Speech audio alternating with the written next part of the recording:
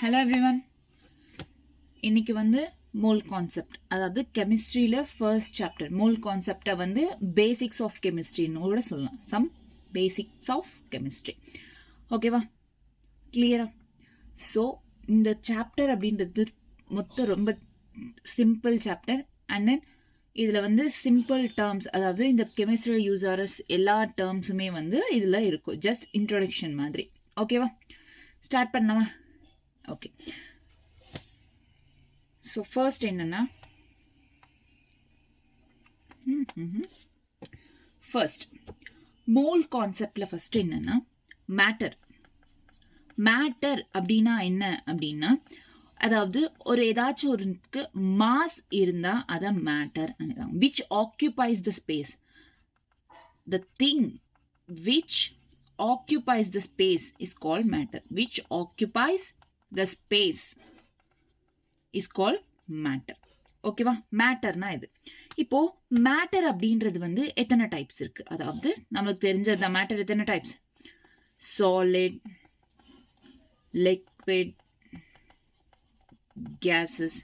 So இந்த மாதிரி matter அப்படின்றது 3 டைப்ஸ்ல இருக்கு.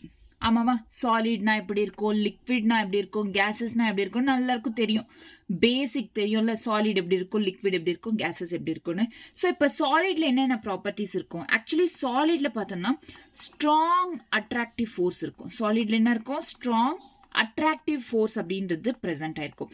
அதே லிக்விட்ல பார்த்தீங்கன்னா weak attractive force. Weak attractive force. அப்போ கேசஸ்ல very weak or even attractive ஃபோர்ஸே இருக்காது. கேசஸ்ல very weak or no attractive force. ஓகேவா, கிளியரா? Attractive force.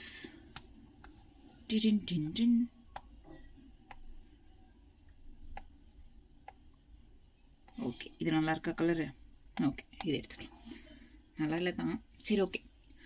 So solid, liquid, gases, strong attractive force, weak attractive force, very weak attractive force. So இது matter. So and then இந்த சாலிட்ஸ்க்கு என்ன இருக்கும், அதாவது சாலிட் எப்படி இருக்கும்? ஆக்சுவலி சாலிட் ஒரு மாதிரி டஃப்பா இருக்கும். எது எடுத்தாலுமே சாலிட் தான். ஈவன் இது எடுத்தாலும் சாலிட் தான். ஸோ எதாச்சும் இருந்தாலுமே நிறைய சாலிட்னா என்ன, பேசிக் தான். ஒரு திங், ஒரு ஆப்ஜெக்டை சாலிட்றோம். லிக்விட்னா எது ஃப்ளோ ஆகுதோ அதை லிக்விட் அப்படின்னு சொல்றோம். கேஸஸ்னா நம்ம கண்ணுக்கே தெரியாது. Which we can feel is nothing but gas, right?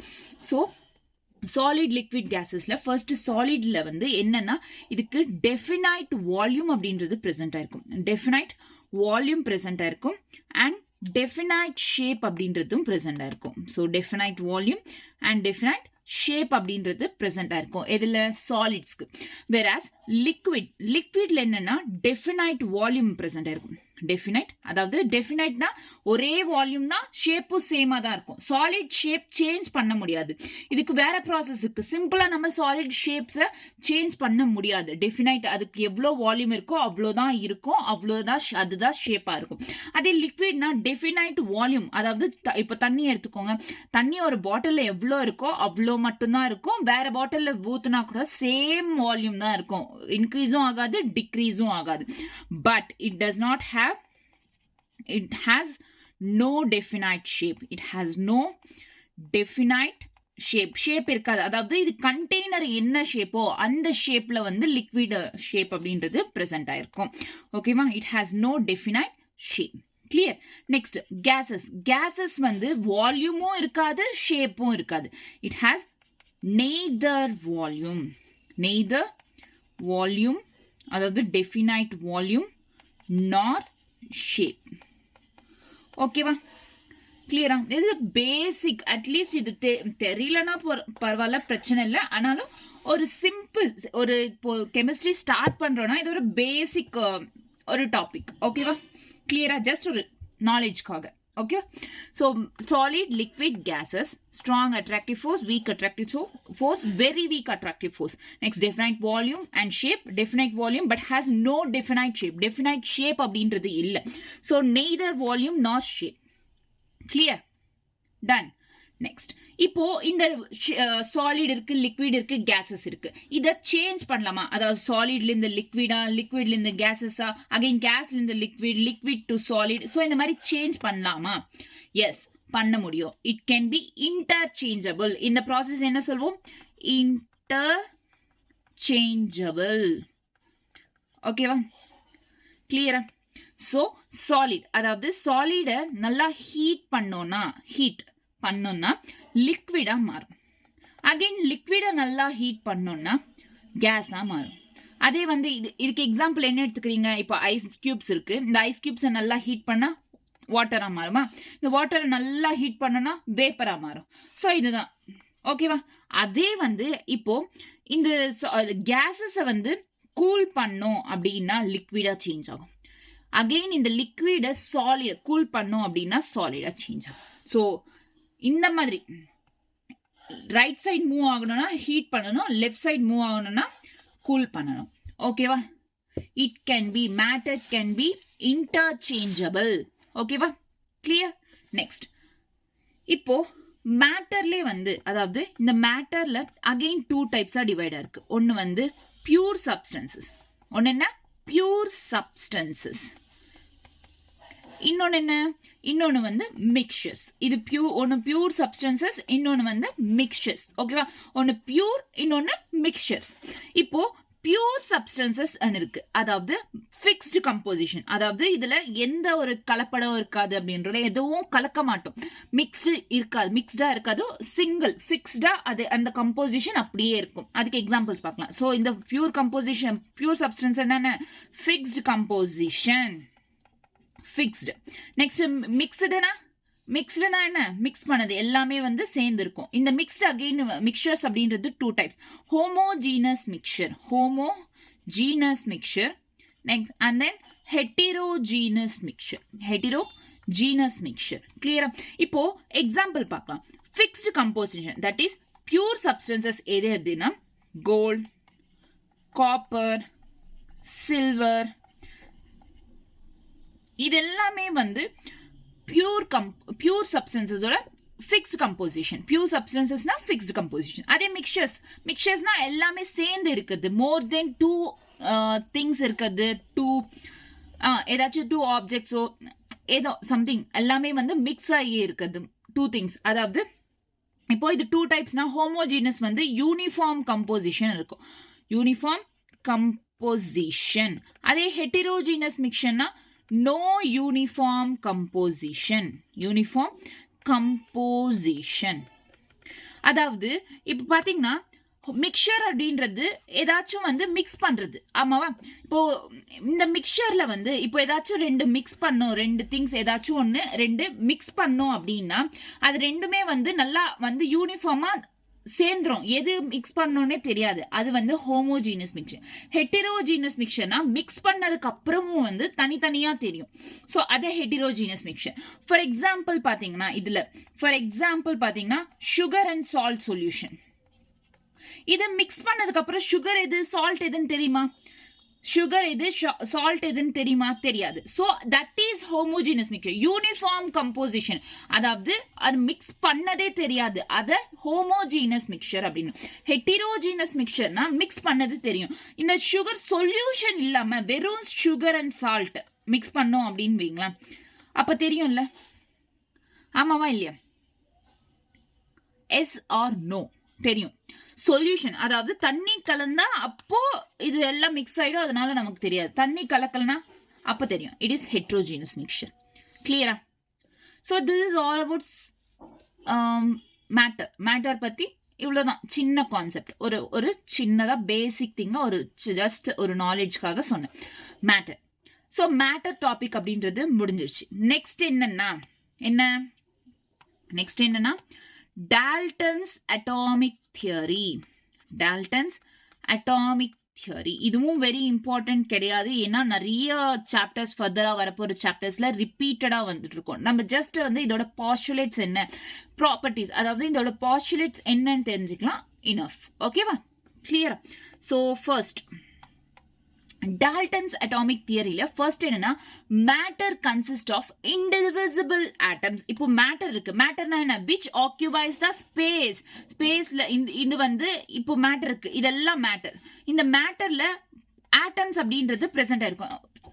ஒரு ஸ்பேஸ் ஆக்குபை பண்ணதுன்னா கண்டிப்பா அதுல ஆட்டம்ஸ் இருக்கும்.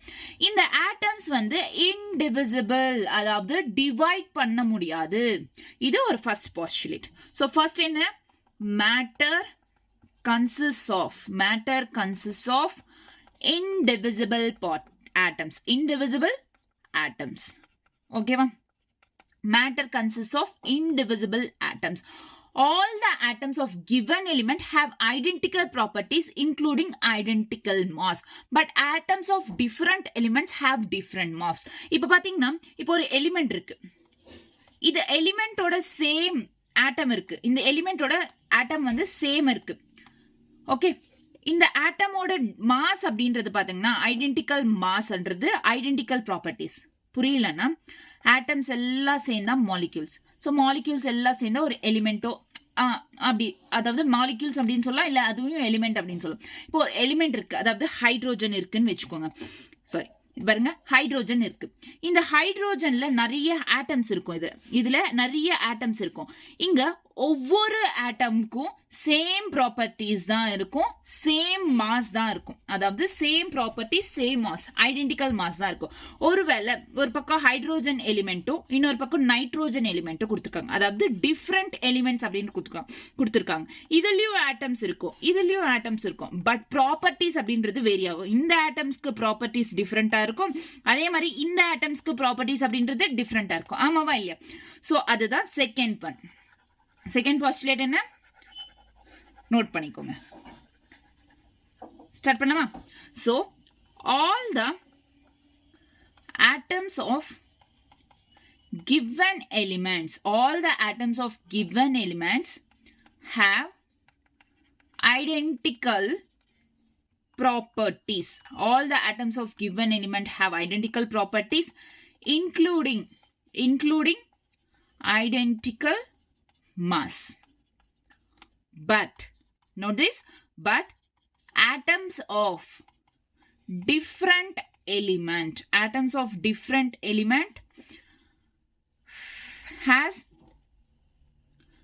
have different mass and properties. Okay va? So இது second postulate. Okay, clear? 2. First one வந்து மேட்டர்ல வந்து ஆட்டம்ஸ் இருக்கும், அந்த ஆட்டம்ஸ் அன்றது indivisible, it can't divide. Next second one வந்து சேம் எலிமெண்டா இருந்தா ஆட்டம்ஸ்க்கு சேம் ப்ராப்பர்ட்டிஸ், சேம் மாஸ் இருக்கும். அதே வந்து டிஃப்ரெண்ட் எலிமெண்டா இருந்தா டிஃப்ரெண்ட் ப்ராப்பர்ட்டிஸ், டிஃப்ரெண்ட் மாசஸ் அப்படின்றது பிரசன்டா இருக்கும். Next one, compounds are formed when atoms of different element combined in a fixed ஒரு காம்பவுண்ட். அதாவது இப்ப பாருங்க, ஃபர்ஸ்ட் எழுதிக்கோங்க. Compounds R formed when atoms of different element combined in a fixed ratio. Atoms of different element combined in a fixed ratio. அதாவது இப்போ for example hydrogen எடுத்துக்கலாம். இதாவது இந்த ஹைட்ரோஜனும் இந்த ஆக்சிஜனும் ஃபிக்ஸ்டு ரேஷியோல கம்பைன் ஆச்சு, அதாவது ஒன்னா சேர்ந்துச்சு. இது ஒன்னா சேர்ந்ததுனால தான் இந்த ஃபிக்ஸ்டு ரேஷியோ வச்சு இதுதான் காம்பவுண்டா ஃபார்ம் ஆகுது. ஓகேவா? கிளியரா? டன். நெக்ஸ்ட் fourth one என்னன்னா chemical reaction involve reorganization of atoms. These are neither be created nor be destroyed in a chemical reaction. அதாவது இப்போ ஒரு chemical reaction நடக்குது, அதாவது H2O2 react ஆகி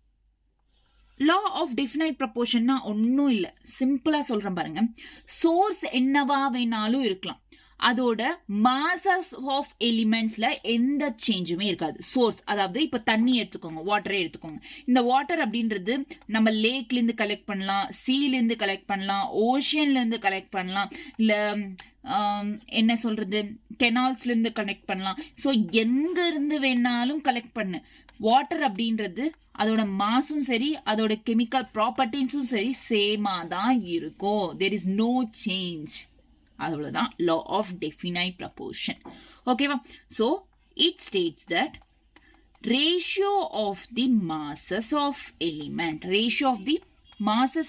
elements in any compound, ratio of the masses of element in any compound is constant regardless, in the line very important, regardless of its source. ஓகேவா? கிளியரா? Example என்ன? Water எங்க வேணாலும் இருந்து எடு. இன்னொரு எக்ஸாம்பிள் என்சிஆர்டில கொடுத்திருக்கிறது வந்து cupric carbonate. So CuCO3 cupric carbonate. இந்த கியூப்ரிக் கார்போனேட் பத்தி படிக்கலாம். அதாவது இப்போ percentage of copper, percentage of oxygen, percentage of carbon dioxide எடுத்துக்கோங்க. ஒன்று வந்து நேச்சுரலா கலெக்ட் பண்ணது கியூப்ரிக் கார்போனேட், இன்னொன்று வந்து சிந்தட்டிக்கா கலெக்ட் பண்ணது. ஸோ இதில் வெயிட் எப்படி இருக்குன்னு பார்க்கலாம் பாருங்க. ஸோ பர்சன்டேஜஸ் இதுலயும் 51.35 தான், அகைன் இதுலயும் அதே தான். இங்க 9.74 தான், இங்கேயும் அதே தான். 38.91 தான், இங்கேயும் சேம் தான். ஸோ நீ சோர்ஸ் எங்க இருந்து வேணாலும் ஒரு எலிமெண்ட்டோ ஏதோ ஒரு திங்க கலெக்ட் பண்ற. ஸோ அது எங்க இருந்து கலெக்ட் பண்ணாலும் சரி, அதே ஆப்ஜெக்டா இருந்தாலுமே, அதே கார்பனோ அதே எலிமெண்டா இருந்தா கண்டிப்பா சேம் பர்சன்டேஜ் சேம் மாசஸ் தான் இருக்கும். அதுல எந்த சேஞ்சுமே கிடையாது. சோர்ஸ்னால எதுவும் மாற போறது கிடையாது. ஓகேவா? Clear? So third one law of multiple proportion. law of multiple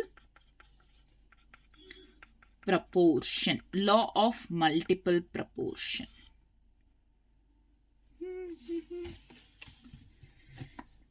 தண்ணி எடுத்துட்டு வரலையா? law of multiple proportion.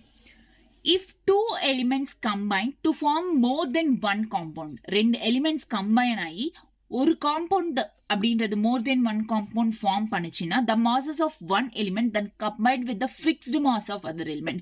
இப்போ H2O இருக்கு, அதாவது HO எடுத்துக்கோங்க. இப்போ H2Oல ஒன்னு கான்ஸ்டன்டா தான் இருக்கும். அதாவது இப்போ பாருங்க, ஒன்னு Hன்னு வச்சுக்கோங்க, இது கான்ஸ்டன்டா தான் இருக்கும், H தான் இருக்கும். இது மாறும், HO2, HO3. ஸோ இந்த மாதிரி H, அதாவது இப்போ இல்லாட்டி பாருங்க. ஸோ ஹைட்ரோஜன் ஆக்சிஜன் இருக்கு. இந்த ஹைட்ரோஜன் ஆக்சிஜன்ல ஆக்சிஜன் கான்ஸ்டன்டா இருக்கு, எல்லாத்துலயும் O தான் வரும். பட் ஹைட்ரோஜன்ன்றது சேஞ்ச் ஆயிட்டு இருக்கும், H2O, H3O. ஸோ இந்த மாதிரி சேஞ்ச் ஆயிட்டே இருக்கு. This is called law of multiple proportion. ஒன்னு ஃபிக்ஸ்டா இருக்கும், இன்னொன்னு சேஞ்ச் ஆயிட்டே இருக்கும். ஓகே, கிளியரா? ஸ்டேட்மெண்ட் எழுதலாமா? ஸோ என்னன்னா, if two elements can combine to form more than one compound,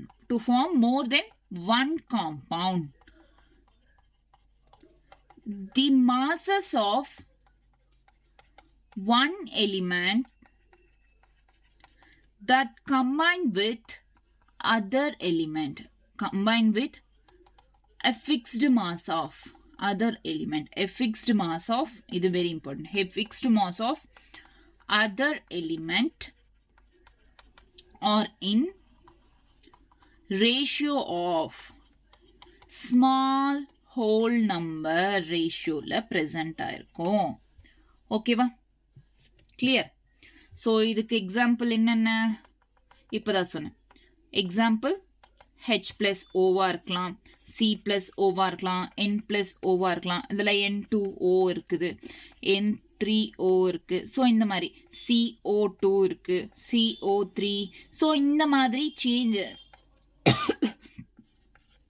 so இந்த மாதிரி ஒன்று ஃபிக்ஸ்டாக இருக்கும், இன்னொன்று கண்டினியூஸாக சேஞ்ச் ஆகிட்டு இருக்கும். So that is called law of multiple proportion. Sorry. Next one. Fourth one. Fourth one என்னன்னா Gay-Lussac law of gaseous volume. Gay-Lussac law of gaseous volume. Gay-Lussac law of gaseous volume. Okay. Gay-Lussac law of gaseous volume. So, at constant temperature and pressure, gases combine in a reaction by simple ratio of volume. இது என்ன? At STP, standard temperature and pressure என்றுள்ள அதே மாதிரி. So, இங்க என்னன்னா? At constant temperature and pressure, gases combine in a reaction by simple ratio of volume. Simple ratio of volume. ஓகேவா? கிளியரா? இப்போ இதுல ஒரு நோட் பாயிண்ட் இருக்கு. என்ன அப்படின்னு பார்த்தோம்னா இதுல ஃபார் கேசஸ், இதுல Gay-Lussac law அப்படின்றது வெறும் கேசஸ்க்கு மட்டும்தான் இந்த law. For gases number of moles is equal to volume. ஓகேவா? Moles is equal to volume அப்படின்ற. ஓகேவா? மோல்ஸும் வால்யூமும் ஈக்குவலா இருக்கும். இதில் Gay-Lussac law of gaseous volume. Okay, next fifth one last one, Avogadro's law. At same temperature and pressure, equal volumes of gases is equal to equal number of moles. அதாவது இங்க பாருங்க, at same temperature and pressure, equal volume of gases is equal to equal number of moles. But இங்க ஒன்னு பார்க்கணும், it is not equal to equal number of atoms. அதாவது it is equal to, for example வெச்சுக்கோங்க, 1 liter of volume has n moles. அப்போ 2 liter of volume எவ்வளவு இருக்கும்? 2n moles. This is the example. ஓகேவா? equal volume, equal moles அப்படின்றது present ஆயிருக்கு. கிளியரா? But it is not equal to equal number of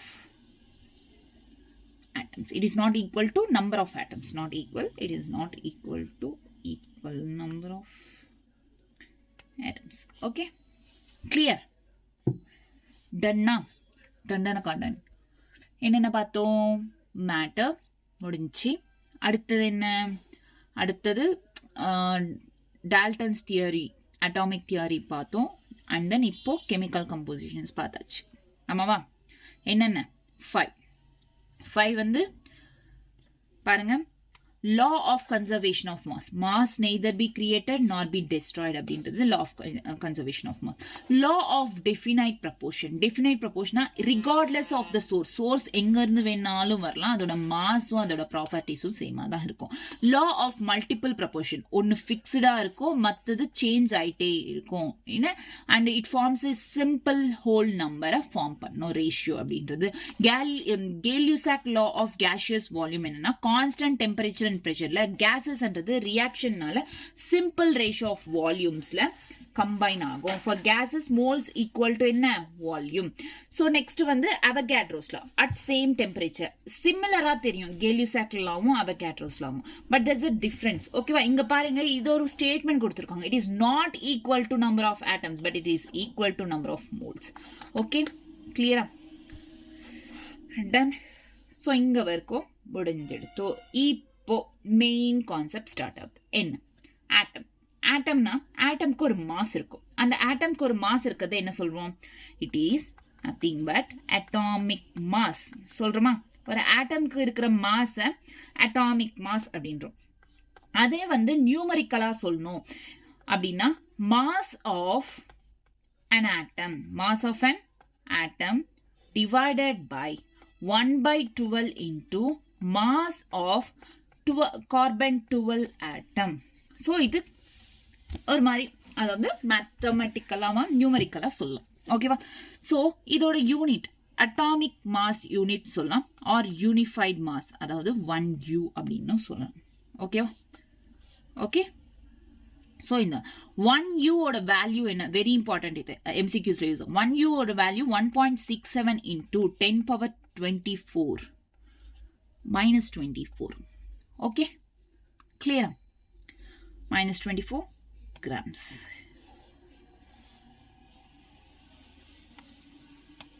ton. இது ஒரு 1 யூனிஃபைட் 1U ஓட value.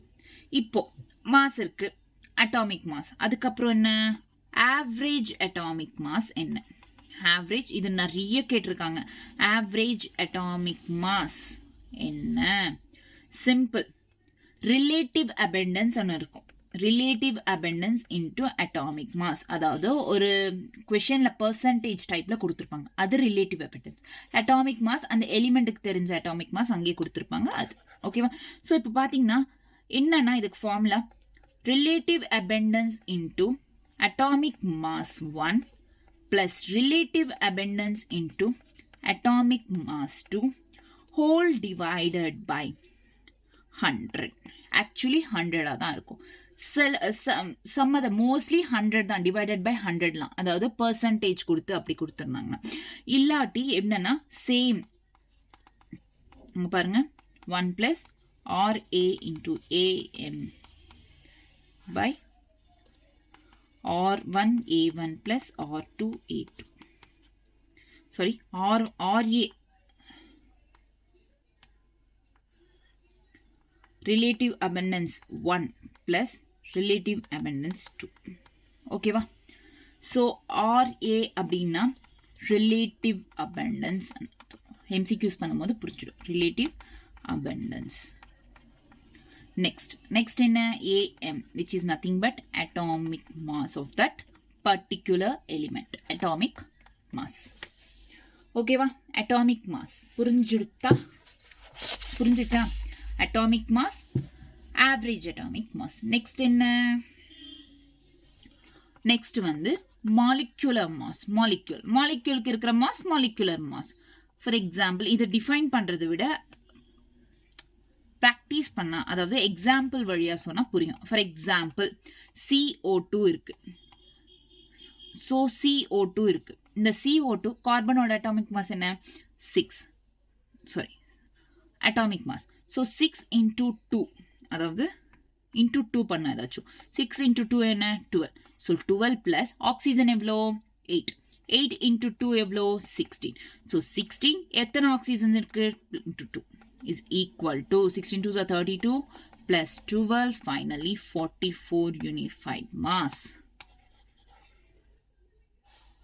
44 unified mass. Okay va?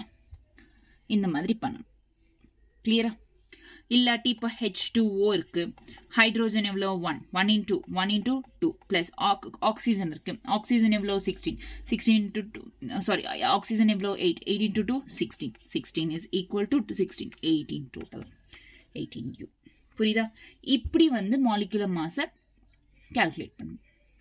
இது சிம்பிள் தான். Most of the time molecular weight and கேட்பாங்க. இப்போ number of moles is equals to mass by molecular weight என்னும். அந்த molecular weight, mass by molecular weight அப்படின்றது இந்த மாதிரி தான் calculate பண்ணும். ஓகேவா? So this is very important. Okay? நிறைய MCQsல யூஸ் ஆகும். molar mass, molecular mass. Actually இந்த chapter பேர் என்ன சொன்ன நானு? mole concept, right? இந்த mole concept மெயினா இப்பதான் ஸ்டார்ட் ஆக போகுது. ஓகே? mole concept. இவ்வளோ நேரம் சொன்னது just basics of the chemistry தான் சொன்னோம். Basic concepts of chemistry. இப்போ தான் மோல் கான்செப்ட் ஸ்டார்ட் ஆக போகுது. மோஸ்ட்லி இதிலிருந்து தான் கொஷின்ஸ் கேட்பாங்க. இப்போது ஃபஸ்ட்டு என்ன சொல்கிறேன்னா அவகேட்ரோஸ் நம்பர், அவகேட்ரோ லா பார்த்தோம்ல, அது அவகேட்ரோ நம்பர் என்ன அப்படின்றது நிறைய எம்சிக்யூஸில் யூஸ் ஆகும். 6.022 × 10^23. நல்லா ஞாபகம் வச்சுக்கணும். 6.022 × 10^23. ஓகே, கிளியரா? ஸோ இப்போ ஒன் பை ஒன் இந்த ஃபார்முலாஸ் அப்படின்றது very very very very very very important. Okay, இதை மறந்தீங்கன்னா எந்த ஒரு எம்சிக்யூஸும் உங்களால் பண்ண முடியாது. ஸோ கேர்ஃபுல்லாக கேளுங்க. ஸோ ஃபர்ஸ்ட் ஒன் என்ன formula? Number of moles. Formula என்ன? நம்பர் ஆஃப் மோல்ஸ், அதாவது என்னோட ஃபார்முலா என்ன அப்படின்னா mass by molar mass. Mass by molar mass. Mass அப்படின்றது கொஸ்டின்லேயே கொடுத்துருப்பாங்க. மோலார் மாஸ் எதை பற்றி கேட்டிருக்காங்களோ கொஸ்டின்ல, இப்போ H2O பற்றி கேட்டிருந்தா H2ஓட மோலார் மாஸ் போடணும். CO2 பற்றி கேட்டிருந்தா CO2ஓட மோலார் மாஸ். அதை நம்ம எம்சிக்யூஸ் பண்ணும்போது இன்னும் நல்லா புரியும் உங்களுக்கு. Okay, second one. So number of moles of gases. இதுலேயே வெரைட்டி ஆஃப் மோல்ஸ் கண்டுபிடிக்கிறது. ஒருவேளை கேசஸ்க்கு மோல்ஸ் இருக்கு. Number of moles of gases at STP, standard temperature and time, standard temperature and ப்ரெஷர்ல இருந்தா equal to volume in litres at STP by 22.4. இதுதான் number of moles at STP in gases. So next வந்து ஒருவேளை number of moles of particles, number of moles of பார்ட்டிகல்ஸாக இருந்துச்சு, அது எம்சிக்யூஸில் பண்ணும்போது புரியும். நெக்ஸ்ட் வந்து நம்பர் ஆஃப் மோல்ஸ் ஆஃப் பார்ட்டிகல்ஸ்னா number of particles by NA. கிளியரா? ஸோ மோல்ஸ் அப்படின்னா இதை மட்டுமே ஃபார்முலா பார்க்கக்கூடாது. அது எந்த கண்டிஷனில் இருக்குது, அந்த பர்டிகுலர் கொடுத்த கொஷன் எந்த சுச்சுவேஷனில் இருக்குன்னு பார்க்கணும். ஒருவேளை STPயில் இருந்துச்சுன்னா இந்த ஃபார்முலா யூஸ் பண்ணணும், இல்லை பார்ட்டிகல்ஸ் கொடுத்துருந்தாங்க அப்படின்னா இந்த ஃபார்முலா அப்படின்றது யூஸ் பண்ணணும். Very important. NA அப்படின்றது 6.022 × 10^23. Number of moles is equals to mass by molar mass. Number of moles of gases at STP, volume in litres at STP by 22.4. Number of moles of particles, number of particles by NA. Okay, clear?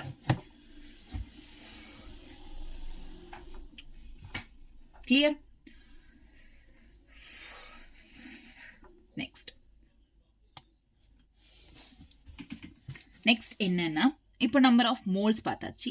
Main number of atoms எப்படி calculate பண்றது? Number of ஆட்டம்ஸோட formula, number of atoms கொஸ்டின்ல கேட்டிருந்தாங்க அப்படின்னா N × NA × atomicity. Atomicity என்னன்னா என்ன? Number of moles. Formula தெரியும், mass by molar mass. அதே STPயில் கொடுத்தோம்னா அந்த மாதிரி. Next volume by 22.4. அதே வந்து பார்ட்டிகல்ஸில் கொடுத்தோம்னா NA பை NA. நெக்ஸ்ட் இப்போ நம்பர் ஆஃப் மோல்ஸ் அப்படின்றது இருக்கு.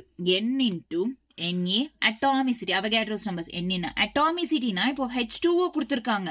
H2ஓல எத்தனை இருக்கு ஆட்டம்ஸ்? அதாவது H 2 இருக்கு, 2 plus O 1, totally 3 atomicity. So இந்த மாதிரி கவுண்ட் பண்ணும்.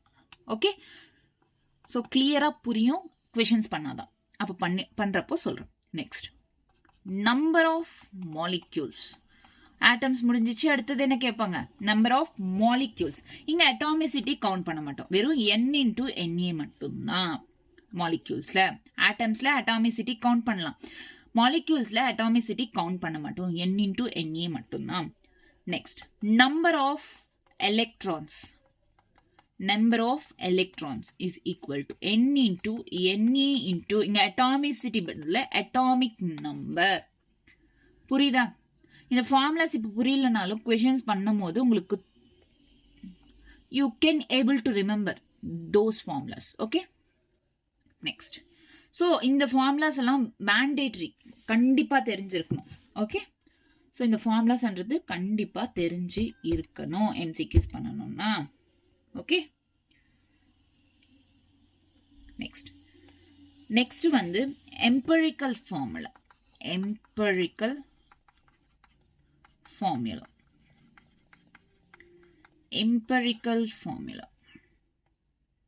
எம்பரிக்கல் ஃபார்முலா வந்து ஜஸ்ட் சிம்பிள் ரேஷியோவில் ப்ரெசென்ட் ஆயிருக்கும். சிம்பிள் ரேஷியோனா எப்படின்னா, ஃபார் எக்ஸாம்பிள் இப்படி இருக்கு, H2O2ன்னு இருக்குன்னு வைங்களேன். இது வந்து கேன்சல் பண்ண 2 1s 2 1s அப்படின்னா சிம்பிள் ரேஷியோவை எல்லாம் மாறும் HO.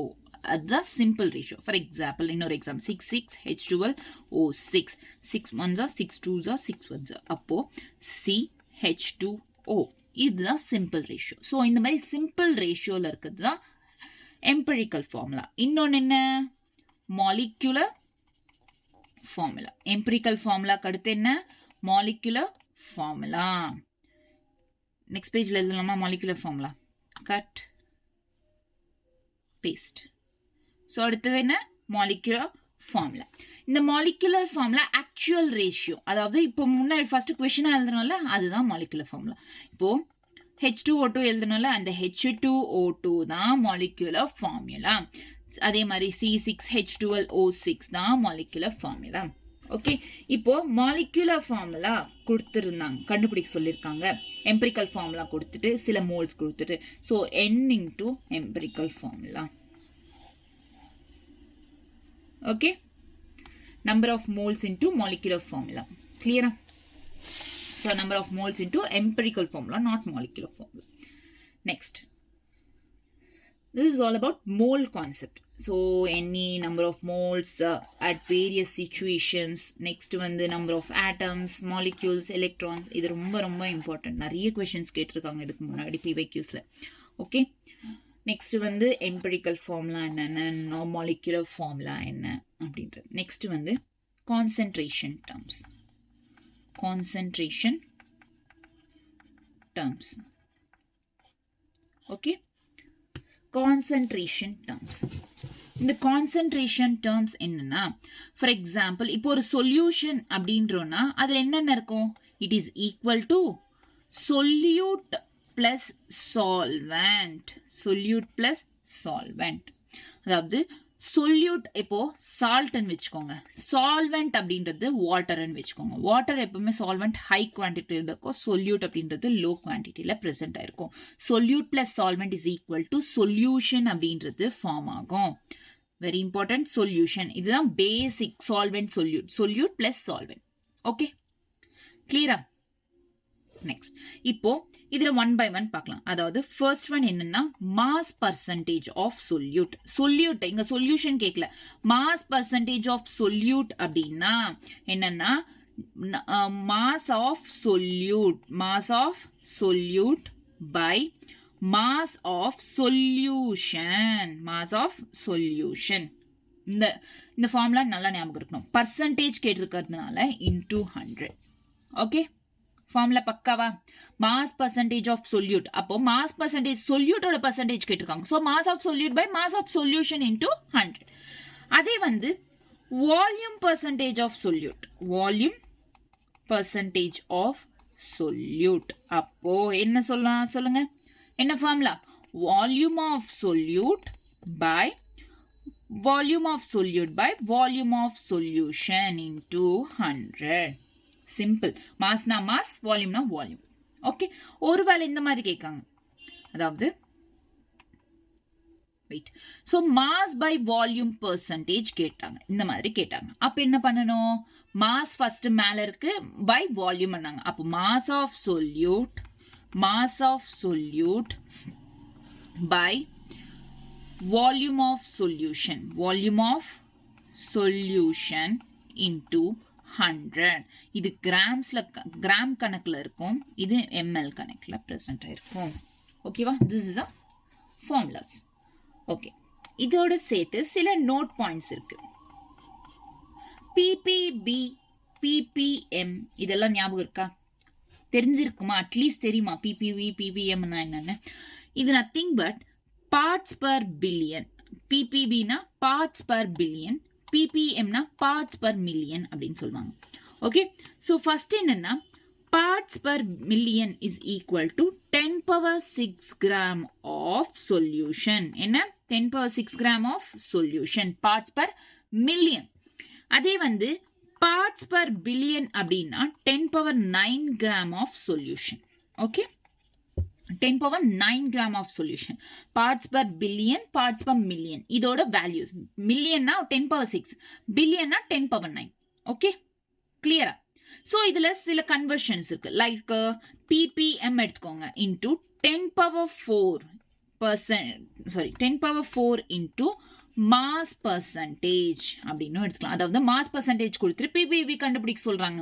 அப்போ சிம்பிளா இது போட்டுட்டா ppm வந்துரும். அதே வந்து ppb இருக்குன்னா 10 power 7 into mass percentage. அதாவது மெயின்ல இருக்கிறது இருக்குல்ல மெயின் வேல்யூஸ் அதுல இருந்து into 10 power 2ன்றது ரிமூவ் பண்ணிட்டா இந்த வேல்யூ வரும்.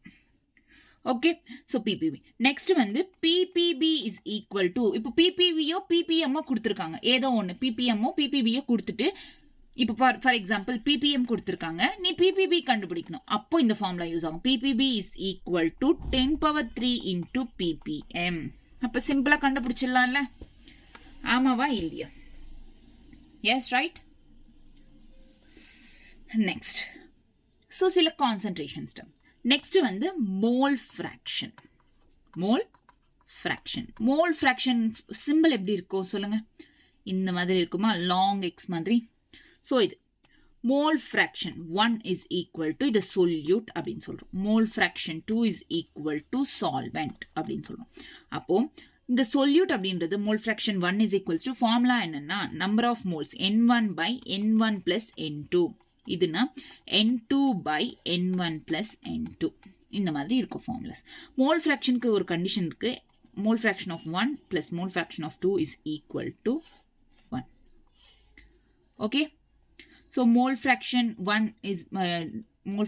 2 is equal to n1 by n2. அதாவது டைரக்ட்லி ப்ரொபோர்ஷனல். ஸோ இந்த கண்டிஷன்ஸ்லாம் நல்லா சிம்பிளாக பண்ணிடுறதுக்கு ஒரு கொஷனை இது யூஸ் ஆகும். ஓகேவா? நெக்ஸ்ட் என்னன்னா concentration of solution formula என்ன?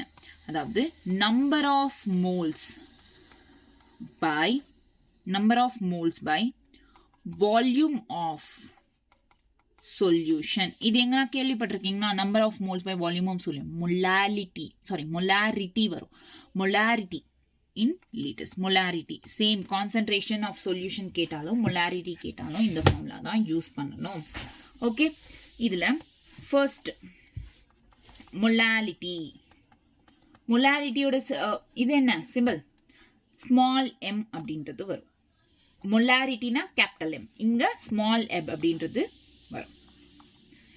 Okay, m is equals to moles of solute by mass of solvent. Moles of solute by moles of solvent in kg. Okay, clear? Mass of solute by mass of solvent. இதுக்கு ஒருவேளை capital M கொடுத்துட்டு இருந்தாங்க, இந்த molality கண்டுபிடிக்க சொல்லி molarity கொடுத்தாங்க. அப்ப என்ன அதுக்கு ரிலேஷன் என்ன அப்படின்னா, இதுக்கு ஒரு ஃபார்முலா இருக்கு. மொலாலிட்டி கண்டுபிடிக்கணும், ஸ்மால் m கண்டுபிடிக்கணும் அப்படின்னா 1000 into capital M by 1000 into density minus capital M into molar mass. இதுதான் ஃபார்முலா. ஓகே, இது பேஸ்டா ரீசெண்டா கூட ஒரு क्वेश्चन கொடுத்திருக்காங்க, அதை நம்ம MCQs பண்ணும்போது பார்க்கலாம். ஓகேவா? Clear? Okay, next molarity. next என்ன? molarity which is capital M அப்படின்றது இந்த molarity. ஓகேவா? molarity என்ன இருக்கும்? mole of solute by volume of solution, concentration of solution. அவ்வளவுதான். mole of solute by volume of solution in liters. molarity. ஓகேவா? Okay, இதுக்கு again இங்க பாருங்க, molarity is equal to mole of solute, densities கொடுத்திருந்தாங்க அப்படின்னா into 10 power 3 into density of solute by mole of solvent. Okay, clear? So this is all about the concentration term concept. concentration terms இதெல்லாம் ரொம்ப important. Okay, just formulas தெரிஞ்சுக்கோங்க போதும். ஓகேவா? molarity concept ரொம்ப important. அது ரெண்டா. Next number of atoms, number of molecules, so number of moles, இதெல்லாம் என்ன, மோல் ஃப்ராக்ஷன், இதெல்லாம் வந்து கான்சன்ட்ரேஷன் டேர்ம்ஸ். இந்த டேர்ம்ஸ்லாம் வெரி இம்பார்ட்டன்ட். நெக்ஸ்ட் என்ன அப்படின்னா ஸ்டாய்க்கியோமெட்ரி. இதில் ஸ்டாய்க்கியோமெட்ரியில் ஒரு சின்ன பேஜ் மட்டும்தான், ஒரு கான்செப்ட் மாதிரி சொல்கிறேன். இப்போ புரியாது, சொன்னாலும் புரியாது. ஸோ அதை நீங்கள் நல்லா ப்ராக்டிஸ் பண்ணணும். நிறைய பிவைக்யூஸ் இப்போ கொடுக்குறாங்க, பட் நிறைய பிவைக்யூஸ் அப்படின்றது ப்ராக்டிஸ் பண்ணால் ஸ்டாய்க்கியோமெட்ரி அப்படின்றத நம்ம ஈஸியாக ஆன்சர் பண்ணலாம். நிறைய கொஷின்ஸ் ஸ்டாய்க்கியோமெட்ரியில் ப்ராக்டிஸ் பண்ணணும். ஓகே, கன்ஃபியூஸ் ஆகுறது மோல் கான்செப்டில் மெயின் என்ன டாபிக் அப்படின்னா ஸ்டாய்க்கியோமெட்ரியில் தான் கன்ஃபியூஸ் ஆகும். ஓகே, அதில் தான் மார்க்ஸ் அப்படின்றது போகிறது. ஸோ ஸ்டாய்க்கியோமெட்ரி அந்த கான்செப்ட் மேலே கொஞ்சம் ஃபோக்கஸ் பண்ணுங்கள். ஸ்டாய்க்கியோமெட்ரி டைப்ஸ் ஆஃப் கொஷின்ஸ் எங்கே ஸ்டாய்க்கியோமெட்ரி டைப் ஆஃப் கொஷின்ஸை நிறைய சால்வ் பண்ணுங்கள், அப்போ புரியும். Okay clear. இந்த ஸ்டாய்க்கியோமெட்ரின்றது ஃபஸ்ட்டு இல்லைனாலும் இதுக்கு மேலே ஃபர்தராக வந்து ஃபிசிக்கல் கெமிஸ்ட்ரி முடிக்கிறோம் பாருங்க, அப்போ ஒரு கிளாரிட்டி வரும். இப்போ எல்லாட்டையும் அப்போ ஒரு கிளாரிட்டி வரும் ஃபிசிக்கல் கெமிஸ்ட்ரி முடிக்கும் போது. Okay, so stoichiometry and it's calculation. A balanced chemical reaction with suitable stoichiometric coefficient represents the ratio of number of moles of reactants and products. பாருங்க, a balanced chemical equation, ஒரு equation இருக்கு, ஒரு balanced chemical equation with suitable chemical equation with suitable stoichiometric coefficient. Suitable stoichiometric coefficient represents the ratio of, நல்லா கேட்டுக்கோங்க, the ratio of number of moles of reactants and products. அதாவது இப்போ ஒரு reaction இருக்கு. For example பாருங்க, listen carefully. 2 for example பாருங்க, 2H2 plus O2 gives rise to 2H2O. இது case, இதுவும் கேஸ், இதுவும் கேஸ். இப்போ இங்க இருக்குதுல்ல, இங்க இருக்குல்ல இந்த 2, இந்த 2. ஸோ இங்க இது என்ன, இது எதுவுமே இல்லைன்னா இங்க 1 இருக்குன்னு அர்த்தம். ஸோ இங்க இது வந்து கோஎஃபிஷியன்ட், ஸ்டாய்க்கியோமெட்ரிக் கோஎஃபிஷியன்ட். இந்த coefficient is nothing but number of moles. அதுதான் அங்க ஸ்டேட்மெண்ட்ல சொல்றாங்க. It is nothing but moles, number of moles. அப்போ ஸ்டாய்க்கியோமெட்ரி 2னா number of moles is equals to 2 தான். இங்கேயும் 2னா இங்கேயும் n இஸ் ஈக்குவல்ஸ் டு 2 தான். இங்க n is equal to 1. So, இந்த மாதிரி இருக்கும். Okay, this is nothing but stoichiometry. So, இங்க என்னன்னா stoichiometry அப்படின்றது இப்ப எப்பவுமே வந்து reactant சைடும் சரி, product side. reactant side என்ன, product side என்ன பாருங்க. So, இந்த arrow mark இருக்குல்ல, இதுக்கு இந்த சைடு லெஃப்ட் சைடு இருக்கிறதெல்லாம் ரியாக்டன்ஸ், இதுக்கு ரைட் சைடு ப்ராடக்ட். ஆன்சர் வருது இல்ல, ஸோ அவுட்புட் வருது இல்ல, இந்த அவுட்புட்டை வந்து ப்ராடக்ட் அப்படின்னு. இது ரியாக்ட் ஆகி ஒரு ப்ராடக்ட் ஆஃப் கன்ஃபார்ம் ஆகுது. ஓகேவா? ஸோ நோட் பாயிண்ட் ஒன்று. நோட் பாயிண்ட் என்னன்னா equivalent of reactants is equal to equivalent of products but not moles. அதாவது equivalent of reactants is equal to equivalence of products. இன்னொரு விஷயம் என்னன்னா but not moles. அதாவது என்னன்னா reactants இது கோஎஃபிஷியன்ட்ல இருக்குது, இது வந்து ப்ராடக்ட்ஸ்க்கு ஈக்குவேலண்டா இருக்கும், பட் மோல்ஸ் அப்படின்றது ஈக்குவேலண்டா இருக்காது. Okay, next limiting reagent. Limiting reagent. The limiting reagent, the substance which is completely consumed first in a reaction. ஒரு சப்ஸ்டன்ஸ் அன்றது ஃபர்ஸ்ட் கம்ப்ளீட்டா ஒரு ரியாக்ஷன்ல கன்சியூம் பண்ணிடுச்சு அப்படின்னா that is called limiting reaction. A substance which is completely consumed first in a reaction. இப்போ ஒரு tea போடுறதே எடுத்துக்கலாம். இந்த டீ போடுறப்போ டீல அதாவது பால் ஊத்துறோம், தண்ணி, பால், தண்ணி, அதுக்கப்புறம் என்ன டீ தூள். ஆமாவா?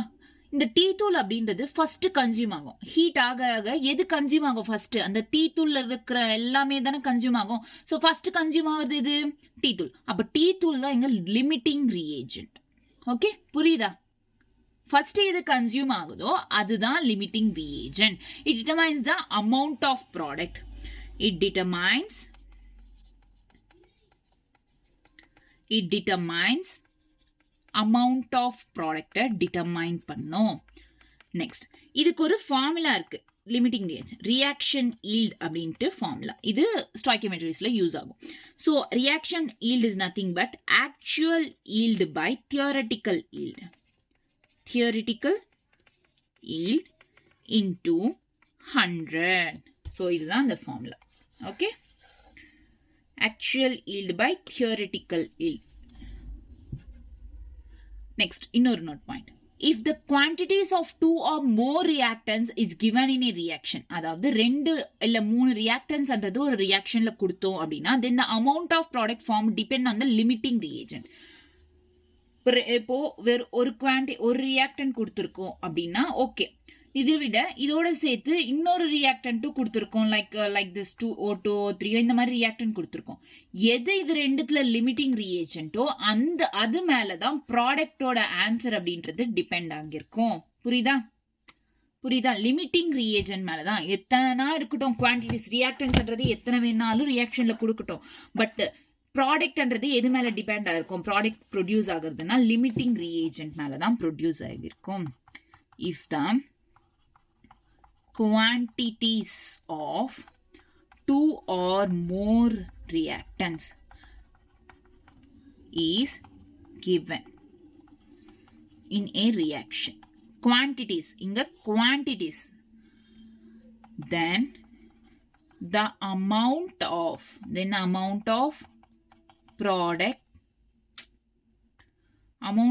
product formed depend upon limiting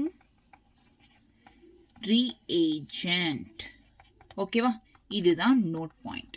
இது லிமிட்டிங் ரியேஜென்ட் மேல மட்டும்தான் ப்ராடக்ட் அப்படின்றது டிபெண்ட் ஆகும். எத்தனை ரியாக்டன்ஸ் இருக்கட்டும் அதோட குவான்டிட்டிஸ் அப்படின்றது லிமிட்டிங் ரியேஜென்ட் மேல தான் டிபெண்ட் ஆகும். So this is all about the stoichiometry. Calculations எல்லாம் எம்சிக்யூஸ் அண்ட் ஃபர்தர் பிசிக்கல் கெமிஸ்ட்ரியில நிறைய பண்றோம்ல, அப்போ இன்க்ளூட் பண்ணிக்கலாம். Okay, don't worry about this chapter. Okay, clear? Done. So this is all about the concepts of this chapter. So ipo parunga, wait, I'll show it to you. Physical chemistry, right? So in the chapter முடிச்சோம். So some basic concepts in chemistry இந்த chapter தான். இவ்வளோ matter படிச்சோமா இல்லையா? அதோட nature படித்தோம். Right, nature என்ன, pure substances, next mixtures இதெல்லாம் படித்தோம். டால்டன்ஸ் அட்டாமிக் தியரி, பாஸ்டுலேட்ஸ் பார்த்தோம். கான்செப்ட்ஸ் ஆஃப் ஆட்டம்னா என்ன, மாலிக்யூல்னா என்ன, எலிமெண்ட்னா என்ன, காம்பவுண்ட்னா என்னன்னு எல்லாம் தெரியும். Next law of chemical combinations படித்தோமா? 5 லாஸ் இருக்கு. Law of conservation of mass, definite proportion, Avogadro's law, Gay-Lussac law, multiple proportion. So இதெல்லாம் வந்து law of chemical combination. It is not composition, it is combination. எனக்கு confusion ஆயிடுச்சு. Okay, now clear. atomic masses தெரியும். atomic mass, average atomic mass பார்த்தோம். molecular massனா எப்படி இருக்கும்? mole concepts பார்த்தோம். mole concepts, number of moles என்ன, number of atoms, number of molecules, number of electrons, இதெல்லாம் வந்து mole concepts கீழ வரும். next molar massனா என்னன்னு தெரியும். molar mass. next percentage composition. percentage composition concentration of solution சொல்லிருந்தல. ஸோ அதோட ஆட் ஆகிடும் percentage empirical formula, molecular formula முடிஞ்சிச்சு. chemical equations and stoichiometry. stoichiometryயோட கான்செப்ட் ஜஸ்ட் நான் அட்டாச் பண்ணியிருக்கேன், ஜஸ்ட் இன்ட்ரோடியூஸ் பண்ணியிருக்கேன், அவ்வளோதான். ஸோ இந்த கான்செப்ட் வந்து எம்சிக்யூல ஒரே ஒரு எம்சிக்யூக்கு தான் கொடுத்துருக்கேன் ப்ராக்டிஸ் பண்ணுறதுக்கு. அண்ட் தென் இது வந்து ஃபர்தராக ரிடாக்ஸ் ரியாக்ஷன் இதெல்லாம் பண்ணுவோம்ல, அப்போ அதிகமாக பண்ணலாம். ஸோ இப்போ don't worry about that. Okay, ஃபர்தராக கொஞ்சமாக இன்க்ரீஸ் பண்ணிக்கலாம். Okay, no worries. ஸோ எல்லாமே வந்து இந்த சாப்டரில் கம்ப்ளீட்டட். ஓகேவா? கிளியரா? ஸோ அடுத்து என்ன பண்ணணும் நீங்கள்? ஸோ என்னன்னா, ஓகே, எஸ். ஸோ அடுத்து என்ன பண்ணணும் நீங்கள்? டெலிகிராம்ல இந்த நோட்ஸ் போஸ்ட் பண்றேன். ஓகே, நோட்ஸ் போஸ்ட் பண்ணிட்டு இதோட எம்சிக்யூஸ்ன்றது இதிலே போடலாம் தான் நினைச்சேன். பட் ஒன் ஷாட் என்னால் முடியாது. இப்போதைக்கு அப்லோட் பண்றது கொஞ்சம் ப்ராப்ளம்ஸ் வரும், ரொம்ப லாங்கா போச்சுன்னா கிளாஸஸ் அப்படின்றது. ஸோ அதனால பார்ட் பை பார்ட், அதாவது ஒரு பார்ட்டும் இல்லை. இதுல கான்செப்ட் சொன்னேன்னா அடுத்த கிளாஸ்ல வந்து வெறும் கொஷின்ஸ் பண்ணலாம். ஓகே, ஸோ கொஷின்ஸும் வந்து நான் இன்னைக்கே, அதாவது இன்னைக்கு கிளாஸ் போடுறேன்னா இன்னைக்கு ஆஃப்டர்நூனும் அப்படி கொஷின்ஸை போஸ்ட் பண்ணிடுறேன். ஸோ அந்த கொஷின்ஸ் அப்படின்றத ப்ராக்டிஸ் பண்ணி முடிச்சதுக்கப்புறம் மறுபடியும் எல்லா பிவைக்யூஸும் எடுங்க. எவ்வளோ இயர்ஸ் 36 இயர்ஸ் கொடுத்துருக்காங்களா அந்த பிவைக்யூஸ் எல்லாம் எடுத்து பண்ணி முடிச்சுட்டு என்சிஆர்டி புக் எடுங்க. Examples, exercise problems. ஸோ இதை கண்டிப்பாக பண்ணி முடிக்கணும். ஆன்சர்ஸ் தெரியலன்னா நிறைய கூகுளில் சர்ச் பண்ணுங்க, நிறைய இருக்குல்ல இப்போ ஆன்லைனில் சர்ச் பண்ணி ஆன்சர்ஸை தெரிஞ்சு புரிஞ்சுக்கோங்க. ஓகேவா? ஸோ அண்ணன் என்னன்னா இதுதான் உங்களுக்கு வேலை. Simple. PYQs, examples, exercise problem பக்கா. வேற எந்த கொஷின்ஸுமே இப்போ மைண்ட்ல வச்சுக்காதீங்க. ஜஸ்ட் இந்த A to Z இந்த கொஷின்ஸ் ஒன்றும் விடாம நல்லா வந்து படிச்சின்னா அந்த கான்செப்ட்ஸ் புரிஞ்சுக்கோங்க. எப்படி ஆன்சர் வந்துச்சு அப்படின்றத நல்லா ப்ராக்டிஸ் பண்ணி வச்சுக்கோங்க.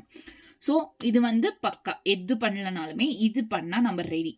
Okay, so PYQs, examples and exercise problems.